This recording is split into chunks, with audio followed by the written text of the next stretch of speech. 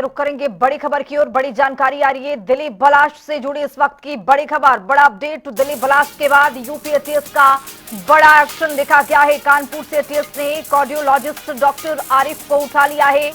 Doctor Mohammad Arif को ATS ने हिरासत में लिया है और कार्डियोलॉजी से डीएम की पढ़ाई कर रहा है मोहम्मद आरिफ और जम्मू कश्मीर के अनंतनाग का रहने वाला है डॉक्टर आरिफ। डॉक्टर परवेज से जानकारी मिली जिसके बाद एटीएस ने धर दबोच लिया है। और बताते चले आपको कि कानपुर एटीएस पहुंचती है, सूत्रों के हवाले से बड़ी खबर। और फिर उसके बाद ये बड़ी कार्रवाई की जाती है। एटीएस और जांच एजेंसीज की टीमें शहर में इनपुट के आधार पर कार्रवाई कर रही है। जहां जहां पर इनपुट मिल रहा है वहां पर एटीएस की छापेमार कार्रवाई चल रही है। और यहां पर बड़ा एक्शन लिया गया है। कानपुर से एटीएस ने कार्डियोलॉजिस्ट डॉक्टर आरिफ को उठा लिया है। डॉक्टर मोहम्मद आरिफ को एटीएस ने हिरासत में लिया है और गहनता से अब पूछताछ की जाएगी।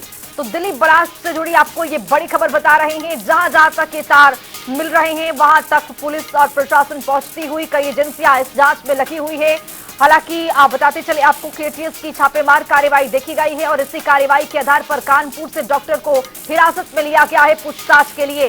देखना बेहद दिलचस्प होगा कि डॉक्टर क्या कुछ आगे बताता है और किस तरह से आगे इनपुट मिलता हुआ दिखाई देगा।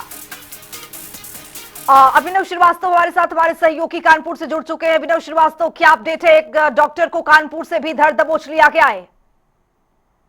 आपको बता दूं कि दिल्ली में हुए ब्लास्ट के बाद से ही यूपी एटीएस एक्शन मोड में है और डॉक्टर शाहीन की गिरफ्तारी के बाद उसका कानपुर कनेक्शन मिला, जिसके बाद यूपी एटीएस और एनआईए की टीम ने कानपुर में डेरा डाल दिया है।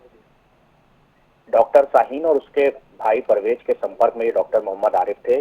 ये कार्डियोलॉजी से डीएम की पढ़ाई कर रहे हैं। इनको यूपी एटीएस ने हिरासत में लिया है और अगर सूत्रों की माने तो इनके पास से कई ऐसे दस्तावेज और इनके पास से इनके लैपटॉप से ऐसा डेटा बरामद हुआ है जो संदिग्ध लग रहा है।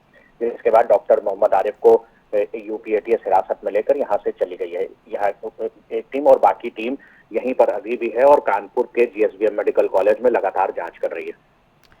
अभिनव, अब जिस तरह से जम्मू कश्मीर के अनंतनाग के रहने वाला ये डॉक्टर है, कानपुर में रहकर पढ़ाई कर रहा था, परवेज ने इसकी जानकारी दी है। यानी कुल मिलाकर के तार यहां तक, इनपुट यहां तक मिलती हुई दिखाई दी। लेकिन अभिनव, इसमें दिलचस्प बात यह है कि एक के बाद एक डॉक्टर इसमें शामिल होते हुए दिखाई दे रहे हैं। क्या आपको लगता है कि यहां से भी कुछ बरामदगी हुई है या फिर अभी भी एटीएस की ताबड़तोड़ छापेमारी कार्रवाई जो है वहां पर जारी है? क्या इसको लेकर जानकारी मिलती हुई आपको? बिल्कुल, आपको बता दूं कि यूपी एटीएस को बिल्कुल कुछ ना कुछ इनपुट ऐसे मिले हैं जिसके बाद डॉक्टर मोहम्मद आरिफ को एटीएस ने हिरासत में ले लिया है।